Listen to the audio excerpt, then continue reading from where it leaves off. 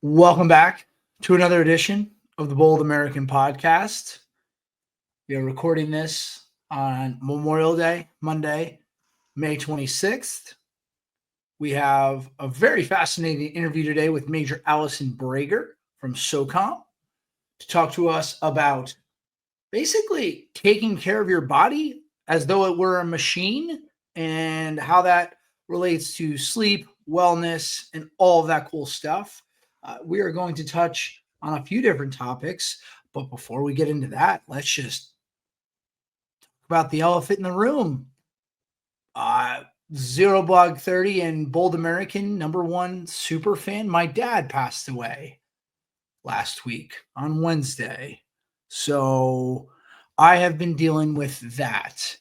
And I will just say it's only been 5 days, 6 days, whatever. And dealing is an interesting word because I'm just kind of like living through it. I don't know that I'm dealing with it, so to speak, because I don't really know how to deal with this. I think it's not something that you prepare for. Certainly I've had loss in my life and my family before, but this is the first time I have lost a parent, and by no means am I an expert. I am just trying to figure things out. But the reason I am on the show is, as I mentioned, my dad was like the #1 fan of the podcasts that I did. And actually, for that matter, anything that I did back when Barstool had a Sirius station, he would beg me like, hey, if you're going to be on, let me know. I'll make sure I'm awake or I'll make sure I'm listening. Any video, any other show, he sat in one time when I was doing a dog walk draft in the Chicago office, and he enjoyed that thoroughly. And he enjoyed basically anything that I did, as I'm sure a lot of people's parents would. But anyway, I say all that to say that he would want me to do the show. He would want me to keep moving forward. He would not want me to hole up in a room and not talk to anyone. And if that's not judging anyone who deals with their grief and a loss of a parent that way.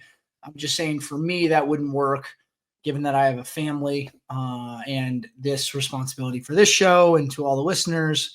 So I'm here, and I have found myself the last few days going in and out of different emotions. So if I start crying for no reason, I apologize in advance. I think I'll be okay. But anyway, here I am. And maybe this is one way I'm just trying to get through this, is by doing something that is resembling the normal aspect of my life, because obviously losing a parent is not normal. And I have now been rambling for a few minutes because I really don't know what to say at this point. So if at any point one of you two could speak up and say something to relieve me from this diatribe that I have gone on, please, I welcome that. And, happy Memorial Day. And we're actually going to get into that, the whole, like, what should you say on Memorial Day? Because I had an interaction today that warrants that. But anyway, yeah, my dad's dead. So Connor, obviously, we were tracking everything that you were going through with your dad. And, I had the opportunity to meet him once at the Army Navy game a couple years ago. And you could just kind of, you talk about how he was proud of everything you did. Like, you could kind of just see the pride on his face for you in general. I know that, we've obviously been texting, and losing a parent is tough. I lost my mom. And I think that, it's natural, but it's so unnatural. And, you never feel fully prepared to lose your parent. And I just want you to know that, we're here for you. We're thinking about you, and, we're here to be your support system as you move through this. And, we love you. Thank you. 100%, man. I was honored enough to meet your father a couple times, and I'm having a tough time speaking right now. So I actually met him I think the first time I met your father was at the Army Wisconsin game post COVID, so vibes were Oh, very high. yeah. And him and I probably had a couple beers together in that one bar the Friday night before the game, and then we had many more drinks at the tailgate I threw the next day with some of those Badgers fans. But he would always kind of look at you, kind of at everything you were doing, and just gazed at you with like a lot of fondness and pride, because you were able to rally the troops at tailgates and the bars. And I met him, at a few more games after that through the last 3-4 years. And he always had a really big smile on his face. He loved Army football. He'd give me shit. And he was just a really, really sweet gentleman. And I could tell that, he not only loved you a lot, but his family. And so it was very, very awesome. And I was honored to have known your father, and biggest Army football fan. So I hope you know that, we love you, man, and we're thinking about you and the family. So thanks for doing what you do, and go Army with that. Yeah, I appreciate that. And that's certainly something that I think is unique. And now, Ryan, getting to know you now over the years, and knowing the relationship that you have with your dad, and, he's your dad, but he's also your colleague at work, in your adult job with the Travis Manning Foundation. Oh, by the way, yes, in lieu of flowers, please make a donation in my dad's name to the Travis Manning Foundation. That is what he would have wanted. Just actually recently, my mother finished reading your book, Ryan, and it was really enjoying talking to my dad about it, because he had read it some years back. And then I think just you and I now getting to know one another, becoming friends, your name came up a time or two in our house. And my parents were always very impressed by you. So they wanted to get a donation to a veteran service organization. And my mom was the one who actually mentioned the Travis Manning Foundation. So please do that. But I think what has made this, maybe, I don't want to say easier, but has lessened the blow a little bit, is the fact that I got to share my dad with so many people. And I've had so many people come out of the woodwork and give their individual accounts of him interactions, whether it be one time or 50 times over the years. And I think that's really special, because I was thinking about it, and I don't know many people whose parents just come around to various functions, whether it's football games, trips together, parties, events, whatever the case might be. And not just for me, but for my sisters as well. My parents were just kind of always around, and they opened up their home, the home I grew up in, and their home down the shore now, to a lot of people. So when folks were reaching out, it was almost like overwhelming with how many people were reaching out from different walks of my life. And it was just very cool to see that, oh, wow, he kind of made an impression on people. And to have that just felt really special, because I don't think that's common. I think it's it is very common for people to have a very nice relationship with their parents. I don't think it's as common for parents to be around their children as they get into adulthood, as they get on with their lives, with their own families. Certainly, holidays and people see one another. But I mean, I'm thinking about all the random things my parents were at. Like, I'm talking about like 4th of July barbecue at my shore house, and I'm competing in a hot dog eating contest in my backyard. And then there's my dad like cheering for me, and like so pumped that I was able to eat 12 hot dogs in 10 minutes. That's awesome. Ridiculous. But it's the fact that now, like, there's so many stories. And it's also nice that people have told me stories that I never heard before about interactions that they had with my dad. But I think, Rob, it seems like you have a very nice home life, but I've not seen that. But I've been able to see, Ryan, you interact with your dad, and it feels like a similar kind of vibe where, I don't know what your home life was like growing up, but I suspect it was very much like mine, in the sense that my dad wasn't my friend growing up. You see these parents who want to be like friends with their kids. I don't think you could be friends with your child until they're adults and they are So true. So capable true. of making their own decisions and have demonstrated that they are mature enough to have this relationship. And that's really what I had with him. That's what I have with my mom, where we just enjoy them being around, and all the pictures that we've now uncovered of random things that they attended. And it just has certainly made it bearable, I guess we could say, that, I had him around and I shared him with so many people. It's awesome. And I totally can relate. And just looking at the pictures that you posted and seeing all those different times that a lot of them were at football games, but Yeah. I mean, it's that's the kind of stuff you have to hold on to. It's Yeah. those memories. And if I can say anything, pass those memories down to Maggie and the little one on the way, and Yeah. make sure that they learn about who he was by the stories that you tell. Yeah. Yeah. And I guess the other good piece of advice is that I've heard from a few people now is live. And I like to think I was trying to do this already, but live how he would want you to be, and you know, live his lessons through how you live your life that you learn from him, because then that's how your kids can learn about him too. It's like, why does dad always yell at me about shining my shoes? Is it because he was in the army? It's actually like, no, like I can remember being 10 years old and my dad taking me down in the basement saying, stand in these shoes. I got to shine my shoes for work tomorrow.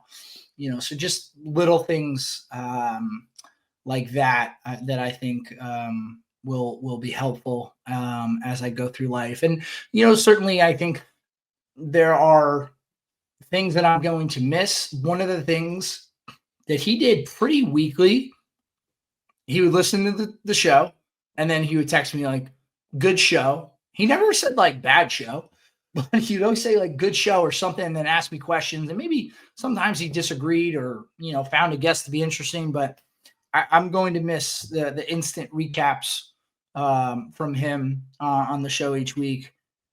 So anyway, enough about that. But thank you to everybody on social media, folks that are just listeners, supporters, followers, whatever, who have reached out and said kind words.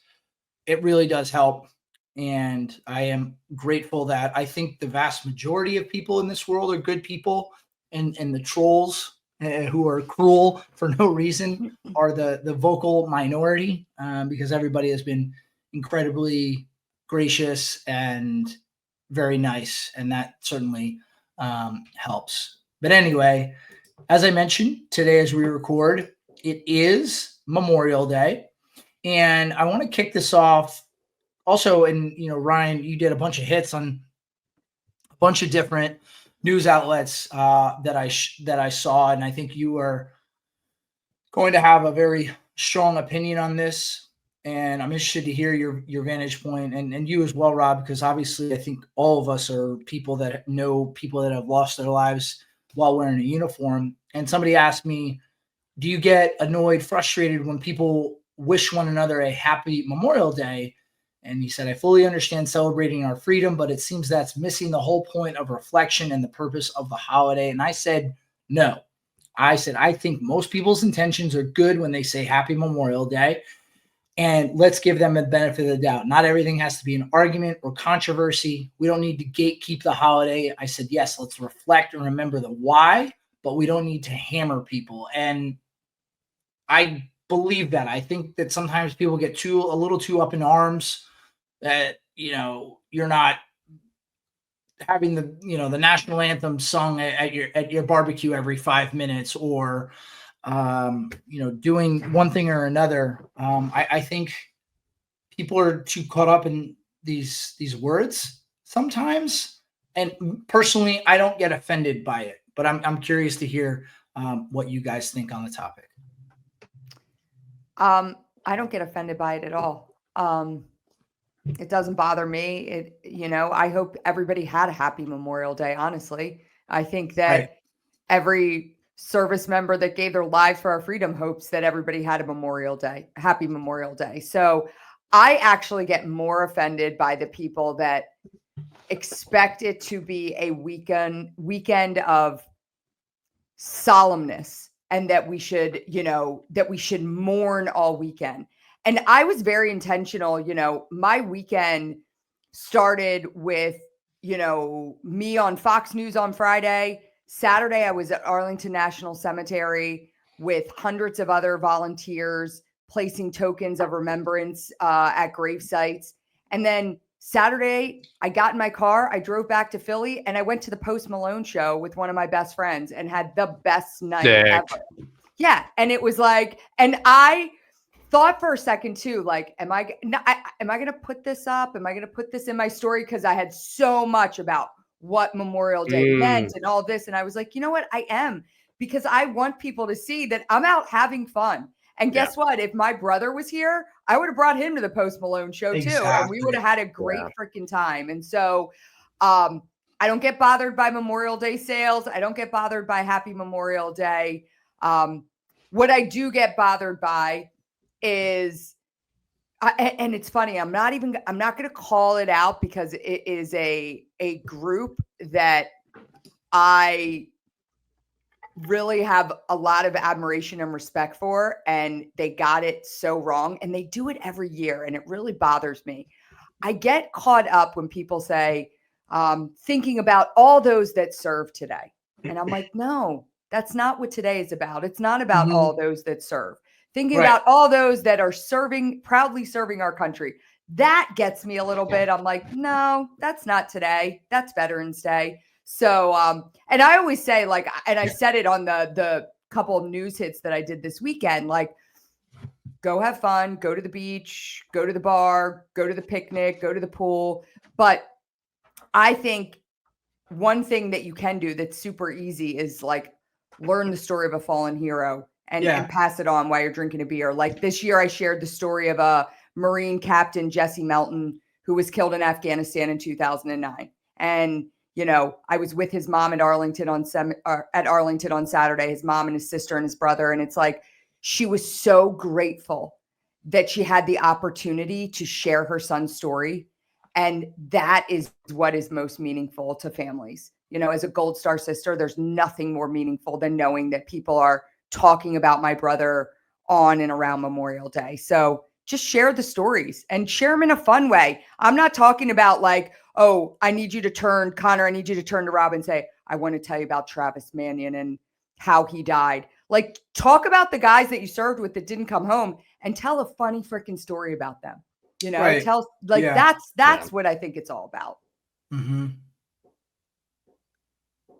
I mean, I went to Chili's today with one of my close homies, and he's a 2005 grad, and we just reminisced about the guys and gals we knew that, are no longer here. We also had a fucking fun ass time. I had a Heineken Zero and then hung out with my son most of the weekend. It was low key. It was beautiful. It was relaxing.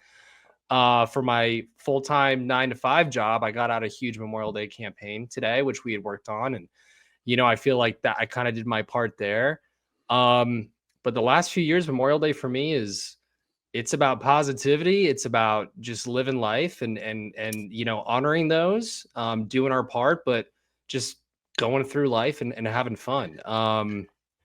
It's different once you have children, because you start to take in the positives and the negatives. But to me, it was just another family day, but it was a brilliant one in that way. And to Ryan's point too, it doesn't offend me about Happy Memorial Day. I think it should be a happy weekend. Well, those guys I think if you're doing it right, I think if you're doing it right, and I'm not, trying to dictate how people celebrate their Memorial Day or honor their Memorial Day, but Ryan, you kind of alluded to this. The people I know who gave their life, if, I had a telephone line up into heaven and I was talking to them, be like, dude, go have a good time. Like, don't just sit there in a dark room and cry and think about, like, no, I want you to go have fun. So to me, in my head, sometimes I think when I hear Happy Memorial Day, it's almost as if you're saying, have a happy time remembering all those happy memories of those people that you're talking about. Yeah. You're sharing those stories. You're laughing about those people, and that's how you honor their memory. So to me, I think in the world now where people seem to want to get offended about everything, these people who get so bent on issue, like, oh, it's not, this isn't a happy weekend. This is about sacrifice. It's like, okay. And I mean, it is about sacrifice. no, it is. No. It is. But what I'm saying, it's not like we said, it's not, hey, everyone shut down, stay in your house, don't do anything enjoyable, don't spend time with your family.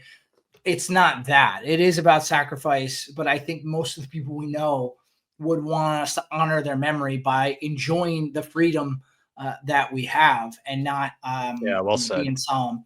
And it's just so funny to me, though, too. I think so often the people who get their panties in a bunch about this are not people who served themselves.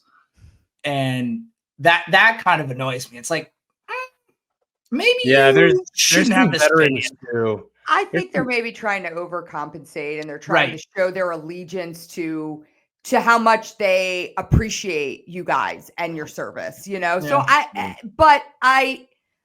get it. And that's why, again, I think it comes with like education from people like us to say, like, you two wore the uniform. I lost my brother. Like, I think just saying like, hey, it's okay to say Happy Memorial Day. Like, it's all right. Like, I hope you had a happy, and I noticed people are I had several people this weekend say things like, I hope you have a reflective Memorial Day. Like, people would not say Happy Memorial Day to me. I was getting texts like, I hope you have a peaceful Memorial Day, reflective Memorial Day. And I kind of wanted to be like, I'm going to have a happy Memorial Day too. Yeah. I mean, I never met your brother, but knowing what I know about him, I'd imagine he'd want you to be having a really good time. Yeah. Yeah, for sure. Post Malone concert. How was that?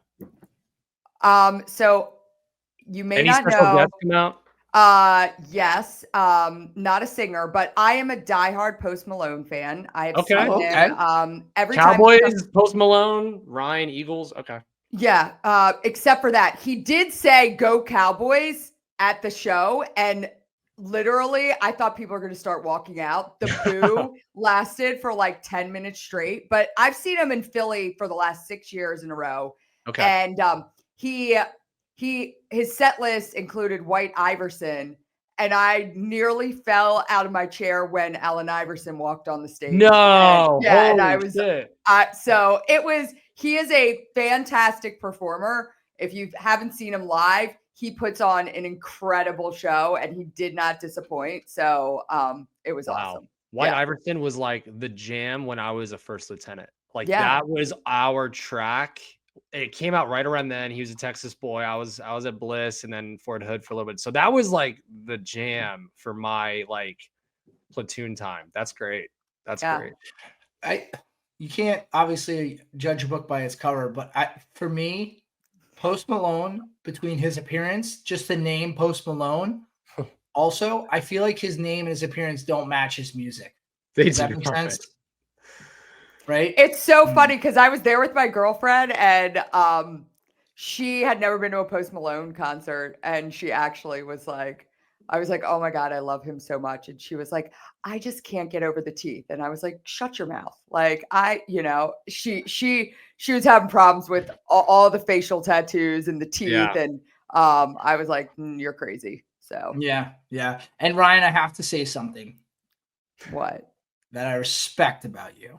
Oh God. Okay. What? There was, I think, one picture and like one short video. People who go to concerts these days and the whole time they're just with the phone and listen, nobody The only time I pulled out my phone was and the only video that I put up was when Allen Iverson walked on stage, and I was like, yeah, no, that holy makes sense. Shit, that's Allen Iverson. I was losing it. Yeah, that makes sense. But people who post like an entire like 20 Instagram stories, it's like, I can't really hear it. I don't care that you're at this concert. You're never going to watch these videos again. It's ridiculous to me. Now, dude, I'll mute people. I'll mute people after they do that on stories. I don't give a fuck because they're a repeat Yeah. offender. That's not the first time they've done it. They're gonna do it Yeah. again. It's And like fireworks on 4th of July. I can't, you guys. know? I can't. It's the I'll same fucking thing. mute them.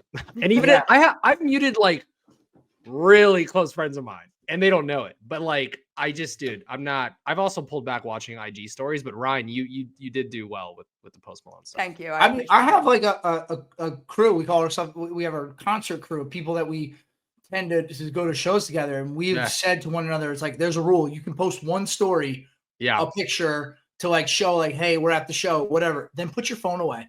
Yeah. Enjoy the music, be present, and just take it for what that musician, that musical act wants you to see. Because watching a concert through your phone is hard. There needs And, to and be- Horrible. the amount of that happened, I mean, everyone around us had their phones out the entire time. And I'm like, how are you? I mean, I'm singing and dancing the whole time. So Right. I can't have Yeah. my phone, you know? Yeah. There needs to be the comedy clubs are doing it right. I don't know if you guys have been to like the Mothership in Austin or other clubs, but a lot of them are doing the phone case, and you don't So get how does that access to- work? Because I've never done it. What Yeah. is the actual? So what for do the you do? Mothership, for example, or big comedy shows, there's essentially a phone case that they seal, and they give you your phone back in the case, so you have your phone on you during the show, but you just can't open it in the case. And then after the show's done, they Oh. basically demagnetize it, and then your phone's back. You can spend 30 minutes checking your fucking Instagram, whatever. But that's the process. So you still have your phone on you. It's just kind of locked up, and you can't. That would access never happen. They'd never be able to implement that at a concert, though. So I know, but it's wishful thinking, and I'm just trying Yeah. to say, like, you know, it would be nice if there's certain shows where you could do that. But yeah, concerts, festivals, nightclubs, it's just like you're not really. Well, yeah, some of the techno clubs I've been to, like, they'll lock up your phone, or they'll put like a sticker over the camera, and then if you access your phone at like 3 a.m. or something, they'll kick you out. I'll tell you what, the coolest picture I got from the concert was one of the guys working there in the, when you walk down into our section. I was wearing a Phillies bomber jacket, and then my girlfriend was wearing my Eagles bomber jacket, and he took a picture of us with his phone. And then he tapped us, and he was like, "What's your number?" He's like, "You guys, I just took a cool picture of you guys." And that was the best picture that we got all night. It's just the back of us, but yeah, Not for nothing. Like I mean, the guy was hitting on you. That was an interesting way to go about getting your phone number. You gotta, that's certainly inventive. I've never heard that he was before. an old dude. He just Okay, then he was just a creep. yeah. Either way. just like You could have just been like, airdrop it, sir. Yeah. Oh, okay. Yeah. Well, I will that's say not where I those was are the going with Phillies' that. best colors. That powder blue with Kelly the green? Yeah. maroon. Yeah, those are That was definitely my the new Phillies' best colors. jacket that I wore. That's just a good for that jacket. concert. Thank No, you. Thank you. Wait. very good So jacket, yeah. Shane Gillis didn't come out during the show? No, Oh, because they're boys too, and it's in Philly, so I figured maybe. no. No He shame? brought out, I mean, nobody would respond. I love Shane Gillis. I don't think the crowd would have been hopped up A on Philly Shane Gillis. crowd, if Shane Gillis walked out with Yeah, Post a Malone? Philly. Yeah, He's not but like I'm it's sorry to not- say, he's not like from Philly. He's from Yeah. Central PA. True. He He's actually not went to like- a neighboring high school for my wife, and she knows people that know him. Like he's not from Philly. Oh, No, okay. I don't He's think not- Philly There's gives a a shit. connection. Yeah, no. Like Allen Iverson came out, the That's crowd Philly. lost it. Yeah, that's Yeah. Philly. So That makes sense. yeah. Speaking of crowds and this weekend, did either of you catch any of President Trump's speech at the West Point graduation? I fast forwarded. I thought he was going to go 80 minutes. He went like 55 minutes in his red hat. I shout out to Fox Dallas Fort Worth. They recorded the whole thing. I don't know why. But the call out and Bryson Dilly going up there was pretty cool. I will say him bringing up a couple different cadets for various reasons. I thought that was cool. I didn't listen to the speech. I pulled up the transcript online, and I'm just thinking to myself, Oh, it was all over. it was brutal. It was all over the place. The first 20 minutes were good, and then the Bryson Daly call out was great. The last half is like he could have shortened it and shaken some hands from the cadets. He did an hour, and then Wait, he sorry. waved goodbye.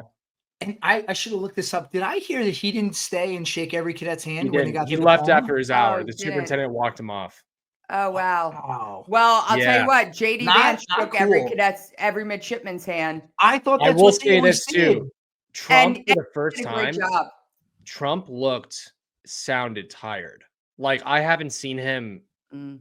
look tired really ever. Maybe remember when he got COVID like 4 years ago and he was like Yeah. putting up that publicity stunt, like sweating and stuff.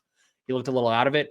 He looked really, really tired. And I'm not saying that because I'm a Trump guy. I'm saying it because he legit sounded tired and looked the Oh part. well, I don't care. But, You're supposed you yeah. got to shake their hands.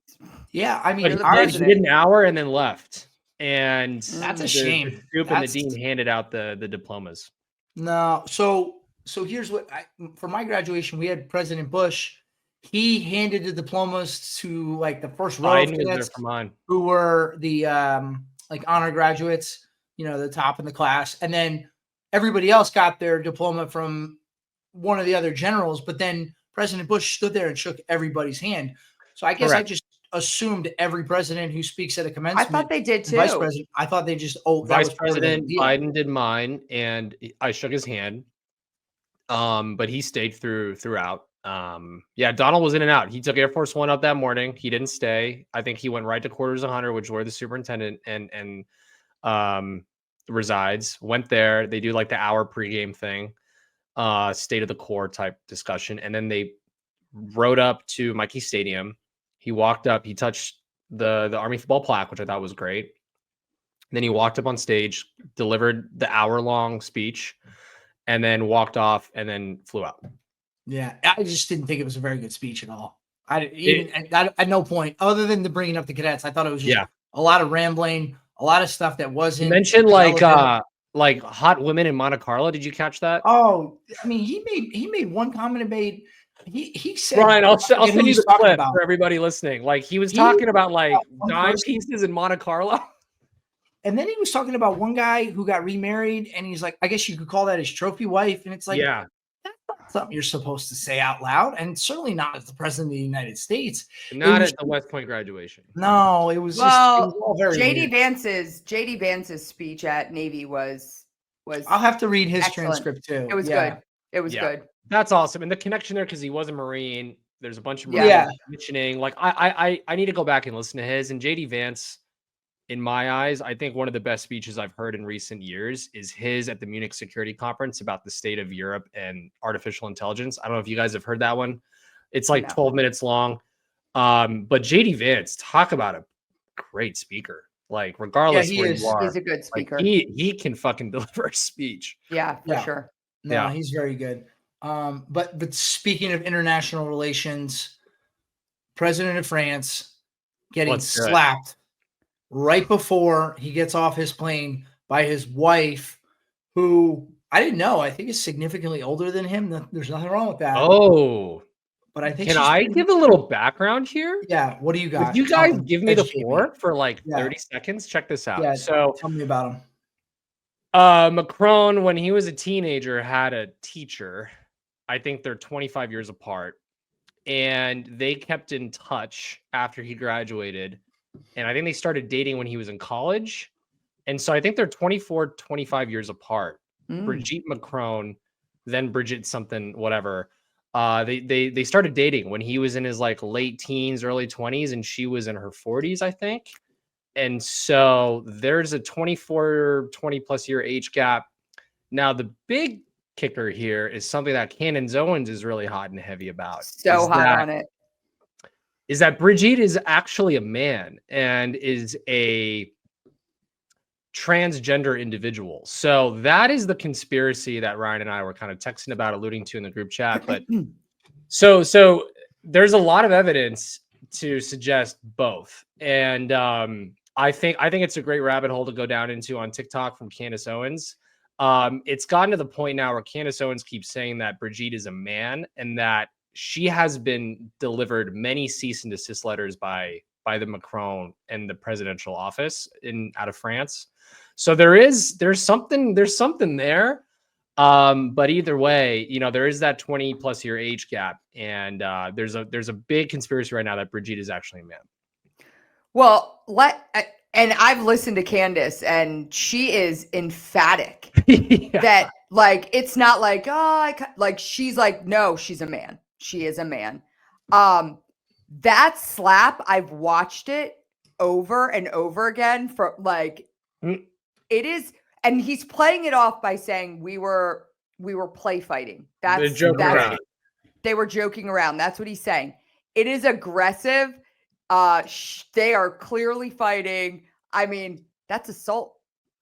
Yeah. He's 47. She is 72. She's 72. Wow. She's 72, former French teacher. And yeah, so like she knew young Macron Emmanuel when he was like 12 or 13. Ooh, that's kind of weird. Listen, true love knows no bounds. And honestly, I don't really think like that whole conspiracy of a man or not a man, I don't think that's relevant here. It's always relevant. I think it's relevant.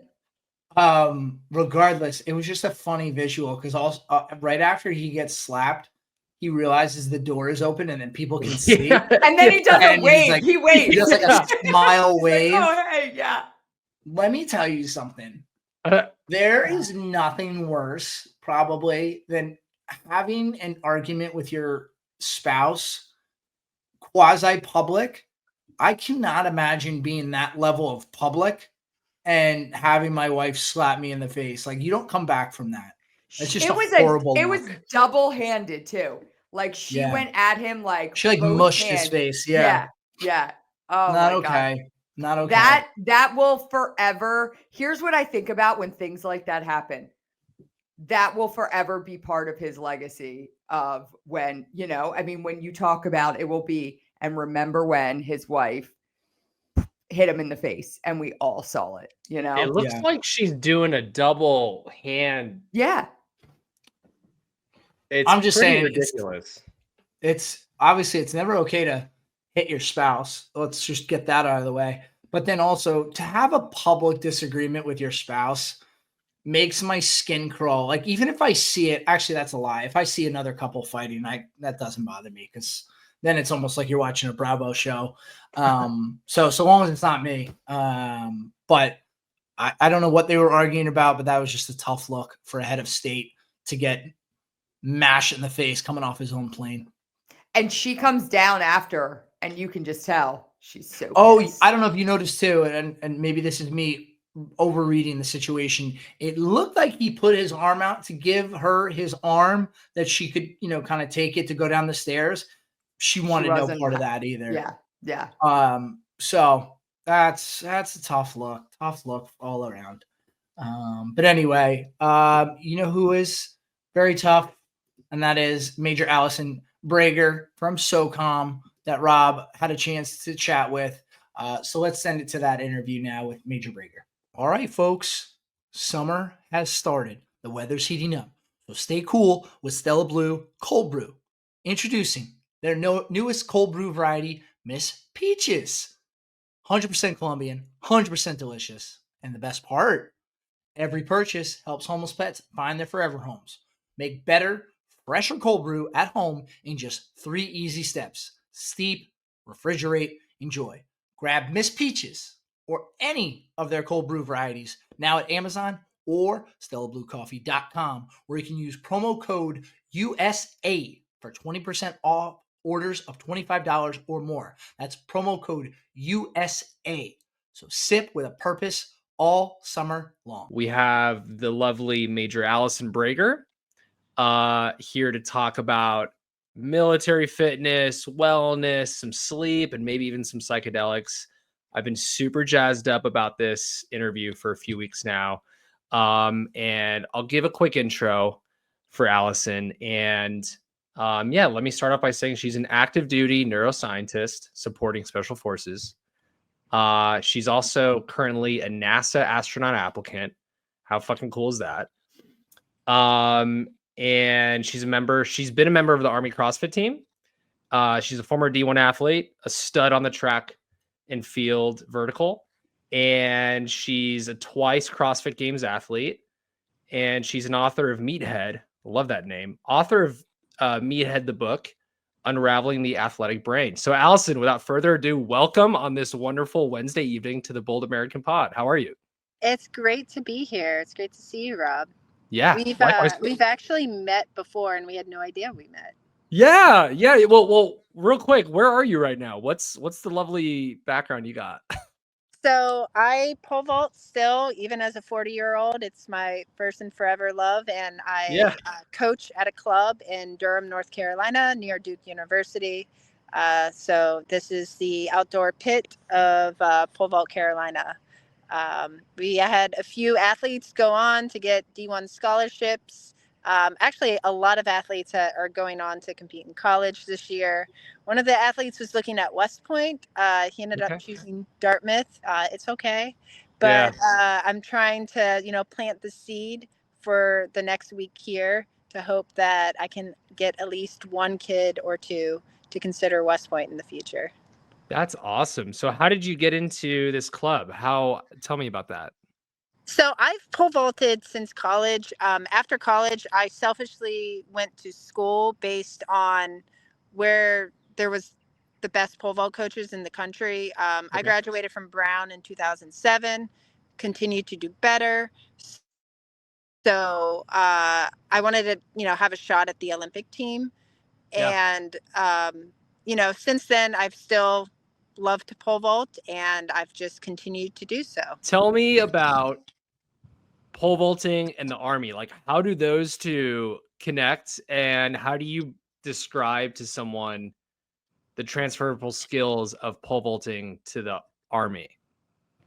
It's so funny you say that, because that was like my closing remarks for my athletes that I've had the last 4 years is I think it goes to attributes and values related around leadership. Like, if you think about someone who's willing to hurl themselves and defy gravity and put all their trust and confidence in this pole and land safely on the other side of the pit, like, that's the type of person, right, you want in the military and on your team right there. Someone who's willing to put full faith in their equipment, and then also full faith in their skills that they were taught over time to just do the job.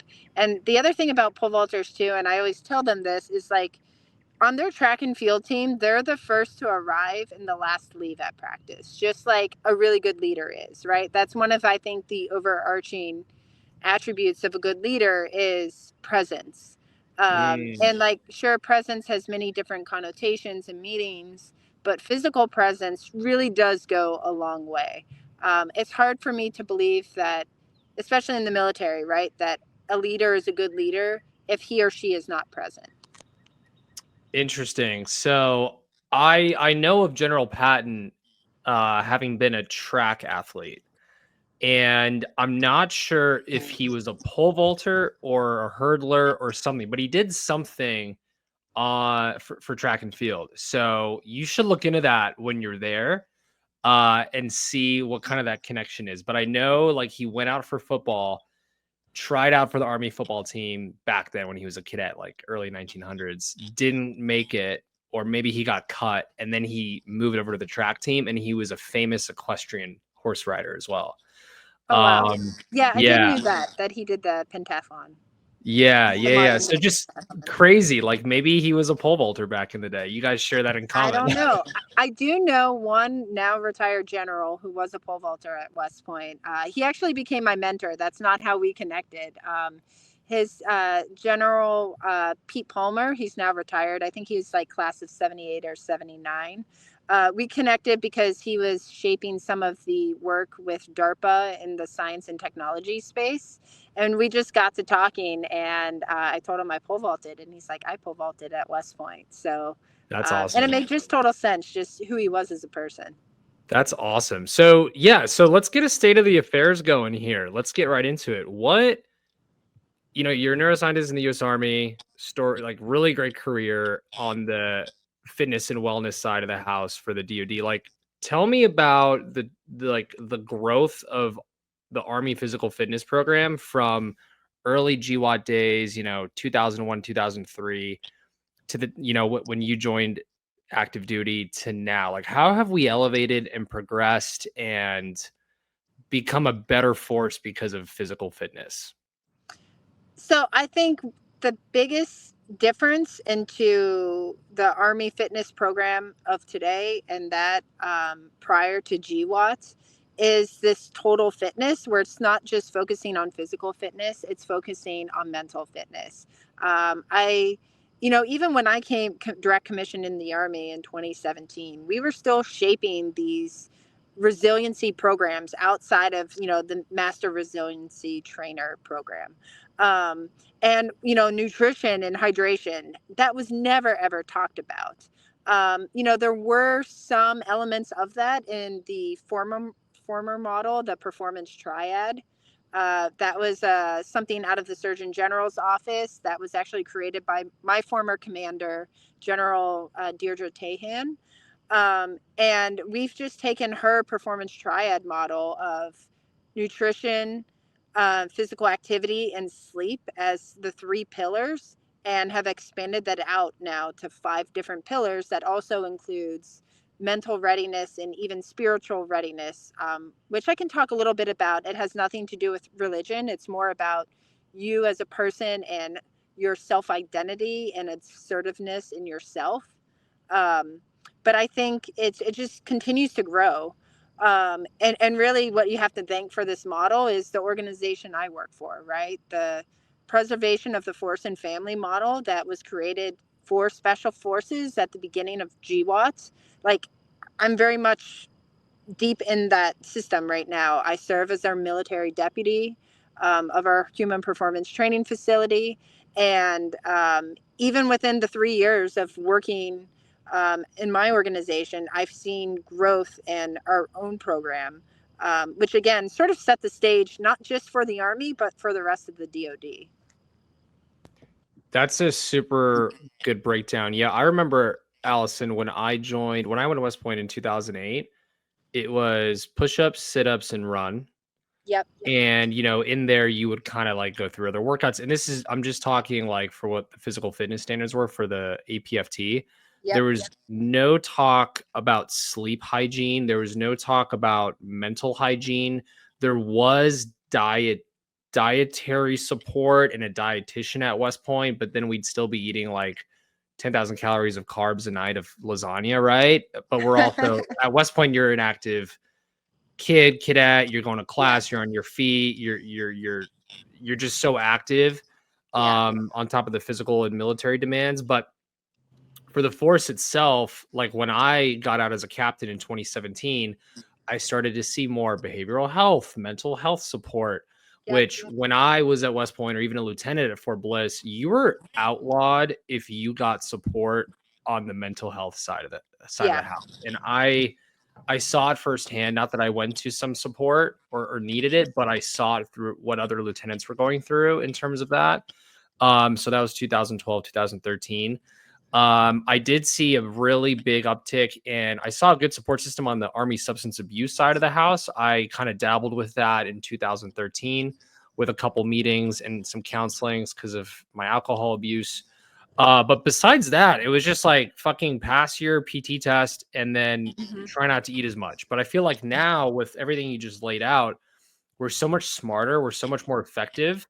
Like, how is that translating though across the force to, let's say, 1st Armored Division, maybe 1st Cav, 10th Mountain? Like, Special Forces has always had this like pinnacle and this like incredible, first class service when it comes to hygiene and fitness and standards and just kind of like maybe even just wellness programs. How does that kind of cascade out to the regular force, to the average infantryman, the logistician, like the motor pool soldier who's, maybe 20 years old and she's brand new to the military? Like, how does that kind of feed out? So I think first and foremost, and I've visited a lot of these different facilities around the country, and even a few OCONUS in recent years. And every single training facility, I don't know what the technical term is for H2F, but everyone looks different. And so I feel like there's a different flavor of equipment based on your job. I can't say for certain that, like, for example, an armored unit, right, a more heavy mechanized unit is going to have more weights than, say, like a light infantry unit, right? Because the functional demands of what a fat tanker is supposed to do are very different than what somebody's supposed to do who scales buildings or rappels on ropes. But I think that's where this program is succeeding, is that it gives people options, right? Before, there was never an option. Like, you hated running, so what? You're going to run. If you had an injury and it was exacerbated by running, so what? You're going to run. And so that's not the case now. Like, sure, there's still group PT, but there's also the ability to do individualized programming based on your needs now, and then maybe your needs in the future. Like, if you want to go to ranger school, or you want to do assessment and selection with us, like, it's I think that's been the selling point of the program, and where a lot of the buy-in has come. Yeah, I remember when I got to Fort Bliss in January of 2013 after Bolek, I was impressed. Even back then, we were in Afghanistan, or that division was in Afghanistan. And so I was rear detachment. I was rear D. I got right into that. And but what I loved about Fort Bliss, even though I was in a training kind of environment and I wasn't deploying, was just the amount of money and resources that they put into wellness and physical fitness centers. Like, they had this badass, maybe 100,000 square foot. And I'm just saying a number, but it was huge. It was this like kind of CrossFit style, high intensity interval training, like tent dome that you could probably shoot a movie in. And that was the first time I saw something at that scale, not even at West Point. I think CrossFit was kind of getting started at West Point then, but outside of like the D1 facilities I was used to, this was like the next best thing. And I was so impressed that even back then, the military was even thinking about equipment and readiness like that. Yeah. I mean, even overseas too. So I don't know if you knew this. I did deploy with the 1st Armored Division in 2018. So we were part of, ironically, we did a mental health advisory team assessment with them. So essentially, these were small groups of psychologists and psychiatrists that went out and would embed themselves with a unit during the war. And they would more or less, we would do like a survey and capture of mental health of the troops overseas while deployed, and then bring that information back to DC to help improve and maintain readiness and morale. And so I remember when we were at Camp Buring, like, I was still competing in CrossFit then. It was during the CrossFit Open, so I wasn't sure if, being on one of the tiniest bases out in that area, if I would do the Open.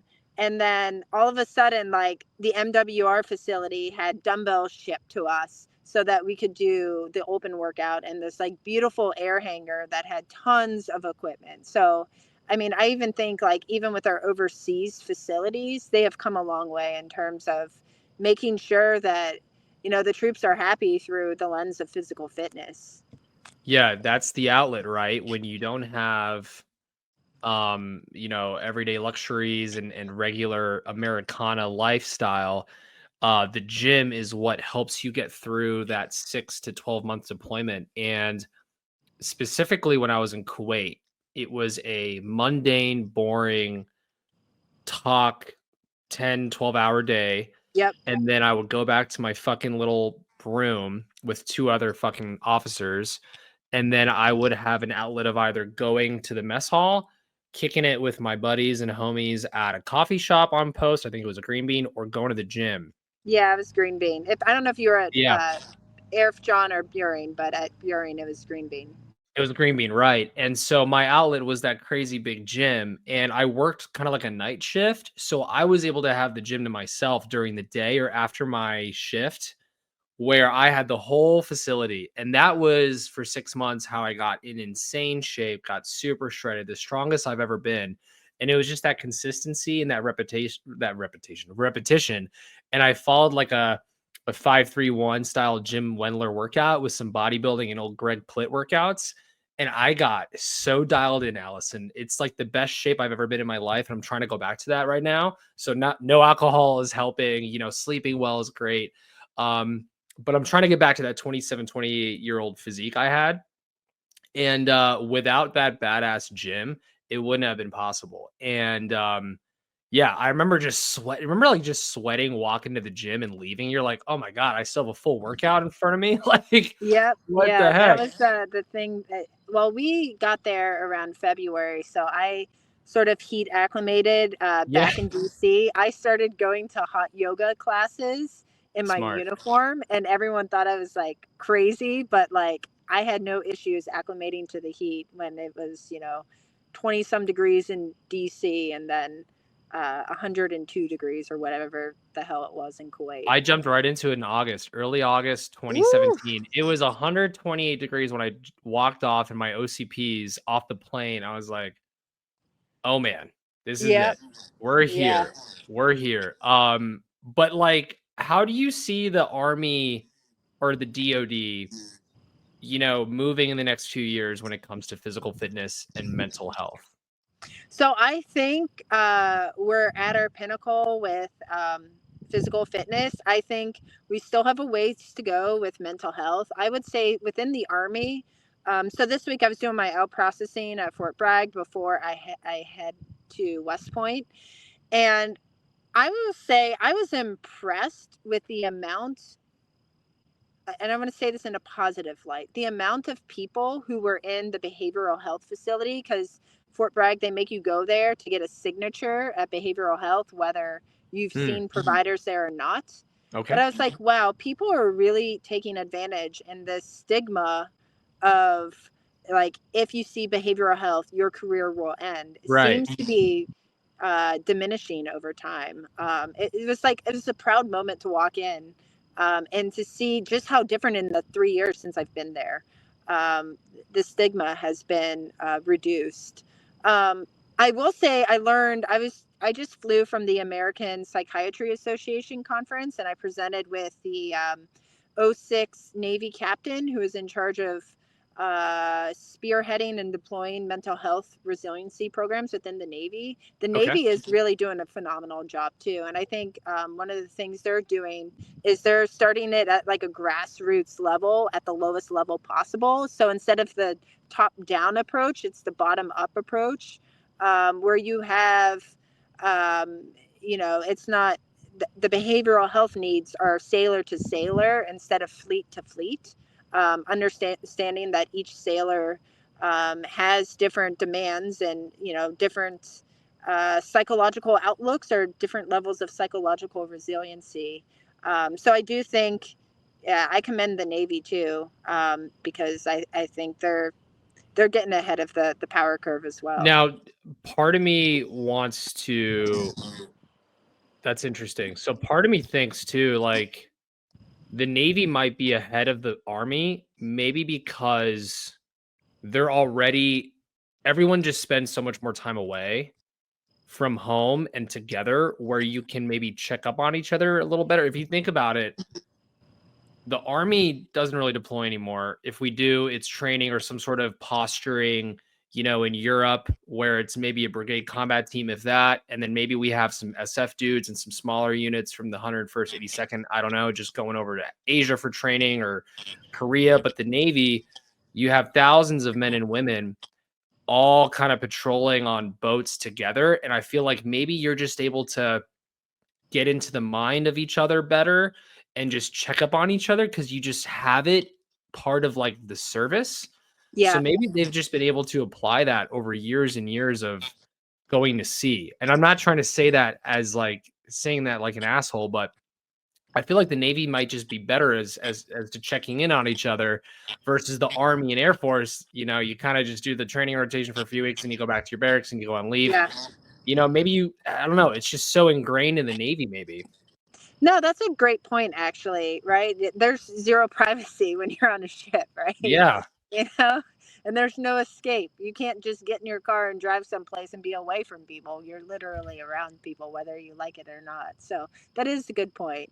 So it's a crazy lifestyle. I could never do it, but shout out to those seamen.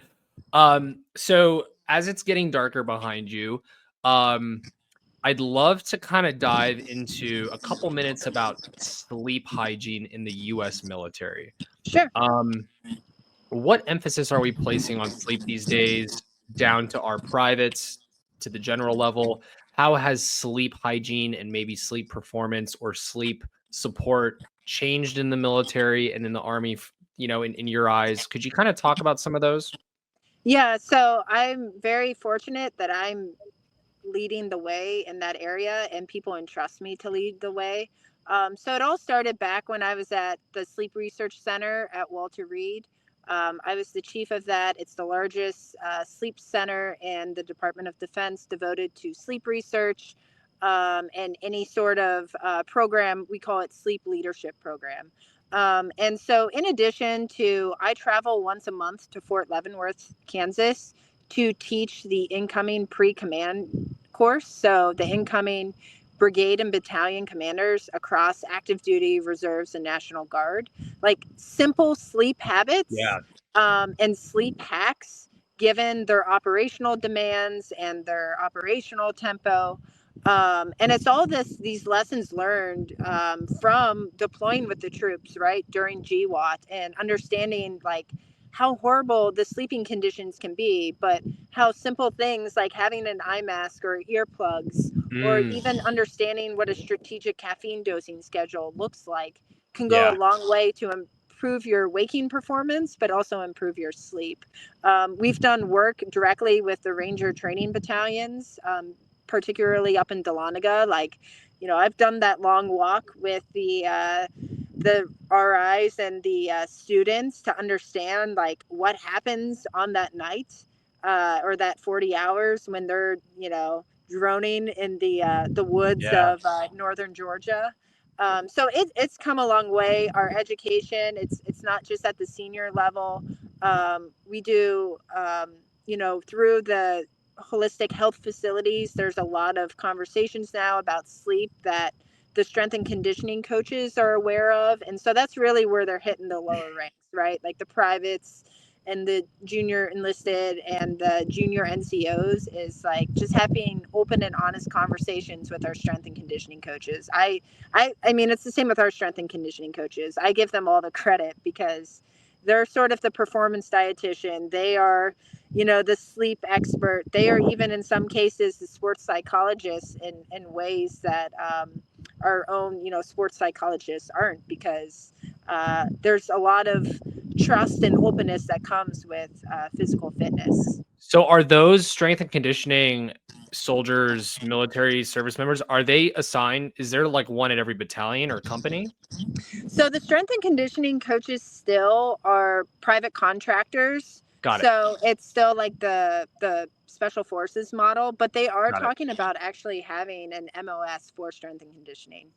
So is that kind of the program though, or like the mechanism to it, where they would be assigned to a respective, combat arms company, or there'd be like a strength conditioning coach at like the battalion level or brigade level? Is that kind of in line?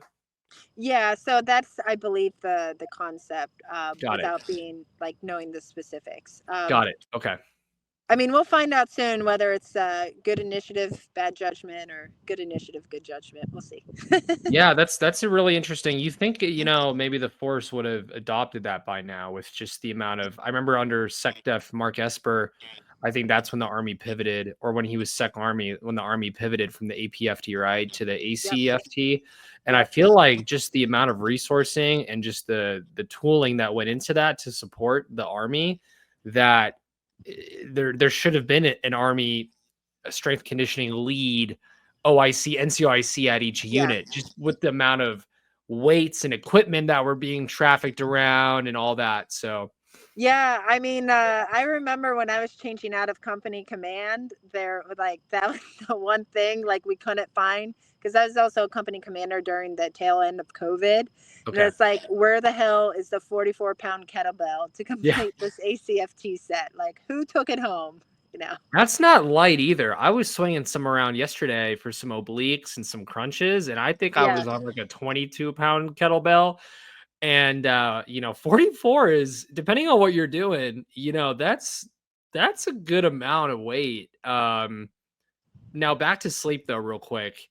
When I was a lieutenant captain, and even, a few years ago, I would go out super hard on the weekends, suck it up, and then go right into work on a Monday after Yep. maybe sleeping 8 hours total over 3 days, right? Yep. And I see that every day in 82nd Land. yeah, and it's Every just weekend. I think sleep debt is one of those things that is just fucking false. And you can't just you can accumulate sleep debt, but it's not something you can just, in your 30s, 40s, start wiping away and just kind of get after and forget about. The last 5 months, I've been sober, alcohol free. My life is busier than ever, where I am working sometimes 18 hours a day and then trying to be the family man I'm trying to be better at. And then also running the Drunk Old Grad account on top of work and all the other priorities and demands I have and travel. So, but I can tell you for a fucking fact, Allison, that my sleep, even though I'm busier and more stressed out than ever, I'm sleeping better because I removed alcohol and maybe the military lifestyle away from my system for now. I'm not saying I won't ever drink again, but for now, for this year and maybe next year, I'm not touching alcohol. But isn't that surreal where you can be busier and more stressed out, but I removed alcohol and I'm sleeping better than I ever have since I was a kid. Oh yeah. So that was sort of the, I wouldn't say unintentional consequences, but the second order effects of the work we're doing in the wearable space. So, Okay.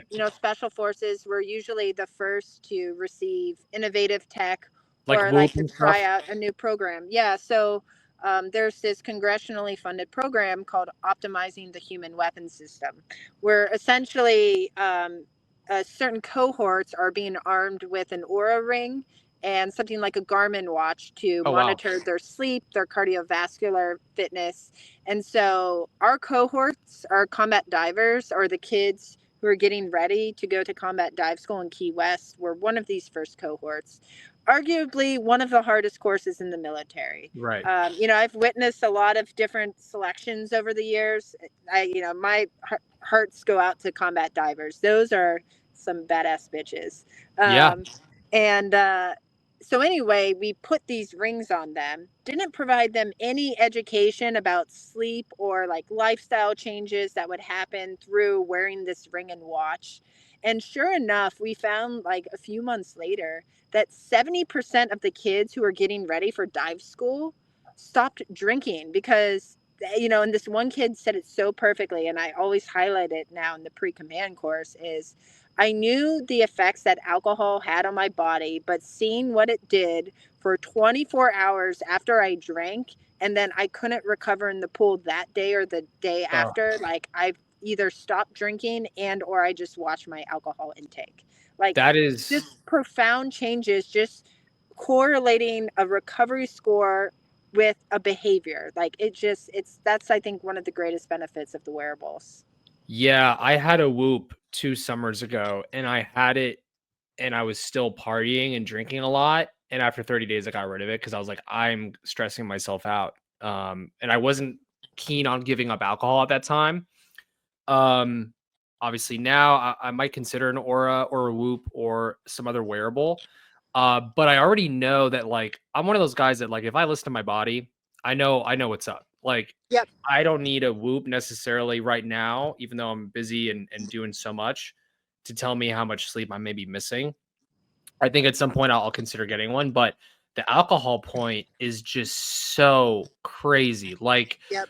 I think as a Vegas betting guy, if you removed alcohol from the force for 6 months, and this is why deployments are so great, because you're operating at a different level. Yep. If you're not drinking, your mentals are on fire. You're at peak performance. What do you think would happen if we removed alcohol from the DoD for 6 months? How badass would our fucking military be? We could probably take over the world. Yeah, no, I mean, that's a great point, right? We didn't drink when we were deployed. It was horrible sleep in the chews. I know my chew was next to the flight line.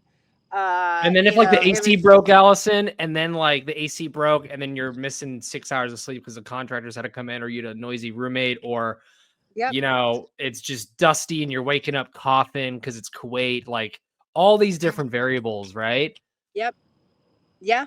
It's I mean, I feel the same way about energy drinks too. And um and that's one of the things we found from another mental health advisory team.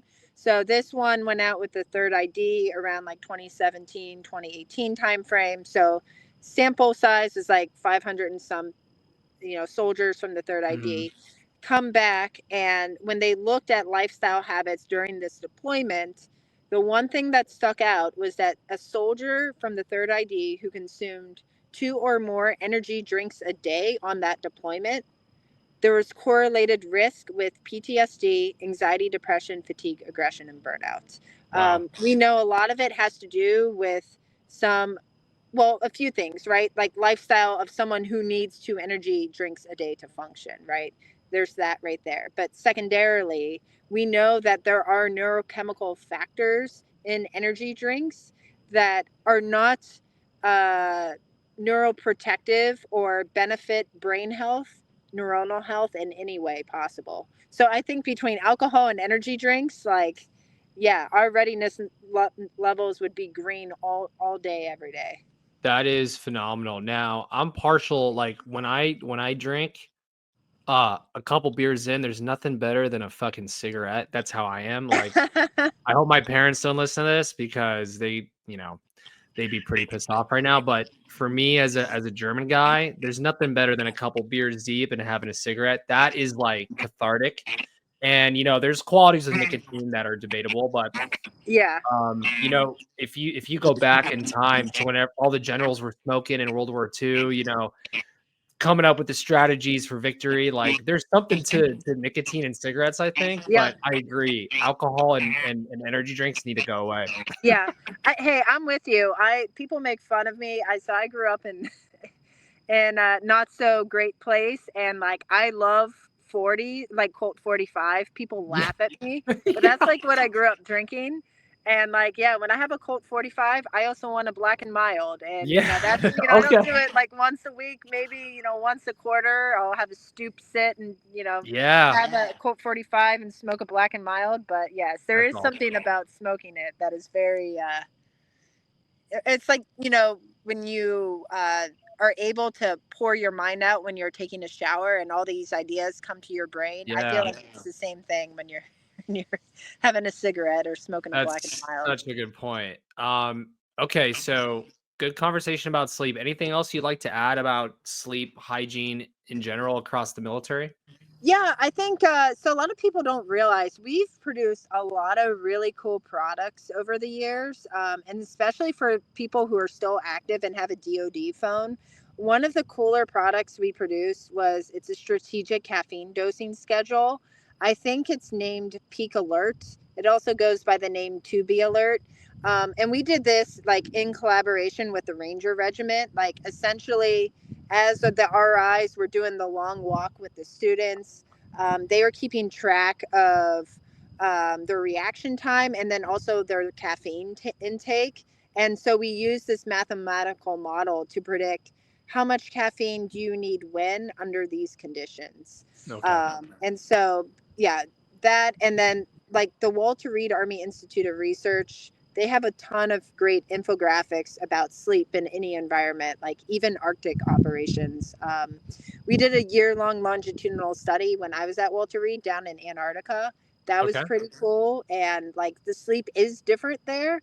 But at the end of the day, like the human body is so resilient that it can adjust. And so I guess that would be my parting message is like, there will be times throughout your life, whether in the military or outside the military, where your sleep will be jacked up, right? Because if life demands. But the system is resilient and it can bounce back. That's awesome. Now in closing, I want to talk about one more subject with you, and that is psychedelics. For treatment, for mental health treatment and just wellness across the force and for veterans. But I want to stick on the force. Sure. Where are we with psychedelics in the military today in terms of, conventional versus unconventional units, and where do you see it going? So I will say, so as a graduate student, and this is how I'll frame it, is my background is in neuropsychopharmacology, which is a very scientific term for looking at how certain compounds impact the brain and neurochemistry. So I have done, as a graduate student, some research on some serotonin-like compounds that bind to the same receptors and act on the same neurochemical pathways as psychedelics. The one thing I will say about psychedelics is, and I came up with this analogy, I don't know why I'm proud of it, but psychedelics are not, they're like ranger school. They're not for the weak and faint hearted. You have to do work leading up to them, and you have to do work after them. Now, they do have, and this is, I think, something that the scientific community is still trying to understand. There's something about how these plant-based compounds are able to bind to the serotonin receptors and then have a downstream neuroadaptive or neuroplastic effect that is far more beneficial and far more long lasting than, say, like an SSRI. But, you know, I think that research, now that we seem to be getting there with the FDA, you know, having a guide on best clinical practices for doing randomized clinical trials around psychedelics, like, we can get there. I was fortunate enough to help edit that document as it was produced last summer. And I think originally that's like how we connected, Rob. Right.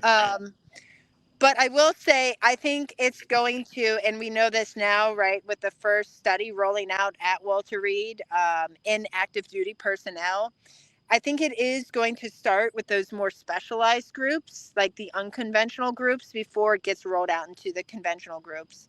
And a lot of that does have to go around, like, right, those unconventional groups go through very intense assessment and selection. And a lot of that assessment and selection, it's not physical, it's psychological. And so, you know, with knowing the powers that psychedelics can have, and if you're willing to have that openness and to go there mentally, you cannot be weak or faint-hearted. So that, I guess, you know, that's more or less my pedestal speech about psychedelics. It's like ranger school. It's not for the weak or faint-hearted. Yeah, that's a really good point. I'd love to talk with you in a follow-up, you know, episode one of these days, just about, you know, psilocybin maybe versus ketamine therapy versus MDMA. I think it's a really interesting rabbit hole. And to your point, as someone who's ventured down some of those lanes recreationally, it is not something that you should toy with and be you know, ignorant about, especially when it comes to the post effects from, and in layman's terms, I'm talking come down. If you're not ready for sudden impact and you don't treat it with respect, you're gonna get flipped upside the fucking head. And that's something I would caution people too, is like, you know, you could want to do ketamine therapy and try it, but to your point, it is not for the faint of heart, and you need to put time and effort into that, like you would any important relationship. Yep. And maybe any serious like fitness program. And I'm talking like a 6-week, 8-week program where you're prepping for a show or a contest. That's how I would kind of think about it. But you broke it down so well. Yeah, it's right. And I think that's where, like, things such as MDMA gets a bad rep, because with that one in particular, we know from research that it's environmental dependent. So it can be used, and it has been used as a cognitive enhancement tool. I know, like, underground, anecdotally, like, folks on Wall Street in the finance community have used it as a cognitive enhancement tool to think about, you know, their strategies around investments differently. But again, you have to be willing to accept the work that comes on the front end and the back end. Very well put. Well, with that, Allison, we'll wrap it up. I think we're about to lose you in the dark anyways. Don't get that is don't right. get Yeah, don't get kidnapped by a monster or a ghoul. No, How I don't funny know. would it There's be? like a giant mega church next to the pole vault facility. So, hopefully not. Yo, next time if you do this in the dark, you should just put on like NVGs or some nods, and we can really have some fun. But thank you so much for your time today, Allison. Of course, yeah. This was so fun, and this was a long time coming. I would love to do this again sometime, and maybe we, maybe we prep with some audience questions, or we go down a completely different rabbit hole altogether. But thank you so much for your time, and I thought this was awesome. Thanks again. Of course, absolutely, and yeah, if you're ever find yourself on Hogwarts on the Hudson, let me know. We just got our house. It's actually right on the Hudson, right across from the rugby field. So. Oh, I know where that is. Okay. Yeah, it's Grant Roads. Yeah. You're gonna have a blast. I'm super pumped for you to experience West Point for a few years. It is a life-changing kind of duty assignment, and having grown up there and gone there and going back frequently, it's even when you're out of the military and you're not teaching there, it's such an impactful place in our country to go and visit. No, absolutely. Awesome. Well, thanks again, Allison, and shout out to Bold American. Thanks for tuning in, everybody. See you guys. All right, folks, we are in the thick of it now with golf season. And this golf season, are you looking for an easier way to get on the course?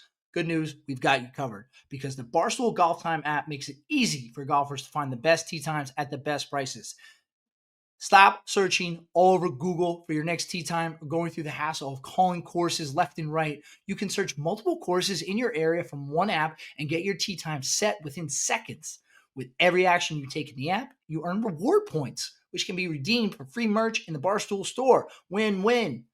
Right now, we have a big promotion going on throughout the end of May. The top 5 golfers who play the most rounds through Barstool Golf Time through May 31st will win a Barstool Chicago HQ Tour experience. Plus, one additional winner will be selected at random from golfers who play at least one round through the app in May. All you have to do is get at least one round in, and you're eligible to win. Listen, summer is here. Golf season is here. So come golf with us. Download the Barstool Golf Time app today. All right. Thank you very much to MAJ Brager. Very interesting conversation. All right. Any caveats? Anything that we missed? Any other mentions of the last 72, which I apologize we didn't get off the top there. But any mentions that you need to share with I got one thing. Last night I went out to the movies and I watched the movie Friendship from Tim Robinson. Oh, Tim Robinson and Paul Rudd, yeah. I have to say, guys, this is the first time I've laughed in a movie, in a comedy, in years. I can't remember the last time I really laughed hard in the movie theater. And I think it's probably something from like Judd Apatow or Seth Rogen, maybe pre-COVID. This movie's so fucking funny. It's dark. I've heard it's very good. It's bold. I've never even heard of it. Fucking weird, but it's so funny. And I had no idea what I was walking into. Go watch it. It's great. You'll crack up in the theaters. Isn't that crazy, Ryan? Though, like there's movies in the movie theaters right now, and you have no idea what they are. Where it used to be back in the day, you could list out like every movie. Yeah, that was in theaters. It's crazy. But yeah, Rob, it's not like I don't think people have gotten less funny. How is it that people are incapable of making a good comedy? I think comedies were just stale for a while. People were afraid to push it. I guess. Culture, I mean, society-wise, it was just like it seemed kind of meh. The last few years, I can't think of a good comedy that I've seen in recent memory besides this one. I mean, in theaters. And Paul Rudd kind of plays his old Anchorman self a little bit. It's got some of that like Judd Apatow silliness, but then it's got some wild shit, and it's just like it's kind of like it's a good one. Yeah, I'm trying to think of what the last like good comedy was. I don't know. It's been a long time. Yeah, we were blessed in the early 2000s, going and actually like mid 90s, because you could even go back to like Tommy Boy. Mid 90s through the 2000s, we were blessed, and then all those movies seemingly have just disappeared. Yeah, I feel like I don't they even know. don't make movies like that anymore. No. They don't make the Yeah. 90-minute comedy. Yeah. And it's probably right. It's probably because everyone's afraid to offend somebody, so they're not making the jokes. Whatever. Ryan, anything? I got nothing other than, I hope your dad is looking down from above and proud of you for getting back on here. So Thank Well you. said. Thank you. Yeah. I still have to write my reflection for him. I've taken a bunch of notes. Haven't put that together yet because I got to do that for the funeral. So I don't want to say I'm dreading that, but it's probably, one of the more important things I've ever had to write in my life. So I hope I get it right. And the other thing that's making this extremely difficult, my sister is going to give a reflection already or as well. And she already wrote hers and I read it and it's pretty amazing. And luckily I'm taking a different angle, but I worry that it won't be as good as hers. That's the competitive nature in me that I want it to be better. Like that matters. you'll get it right. You'll get it right. Yeah. So yeah, that will do it for us. I think I had something, but I forgot to write it down. So I don't have anything of note at this point. I guess, hey, call your dad, reach out to your dad. Just say, hey, dad, I'm thinking about you. And if you're not close to your dad, or if you're in an argument with your dad, fix it, bury the hatchet, whatever. You only get one dad, and you're going to miss him. It's been 6 days, and I miss him tremendously already. And I find myself reaching for my phone, wanting to text him the stupid little things that happen. Like today, sorry, if you'll indulge me, like I was pushing Maggie in the swing in the backyard. I think I was pushing for like 35 minutes because every time I suggested going to do something else, she's like, no, daddy, keep pushing me. And I just think back to like growing up, being down the shore and berating my dad, my sisters and I until he would dig us a hole at the beach. Yeah. And now realizing like, he didn't want to dig that hole. He wanted to just sit there and relax. He didn't want to dig a hole, like do manual labor on his vacation. No, thank you. But he did it. So I did it. I kept pushing her until she was the one who suggested we go do something else. But anyway, yeah, just love your people. Reach out to them. Love that. That's great. Happy Memorial Day. Yes. Happy Memorial Day. And we do remember all those who paid that ultimate sacrifice. And we are very grateful for them for raising their right hand, defending our freedoms and allowing us to live in the best country in this world. So with that, take care. Make it a great week.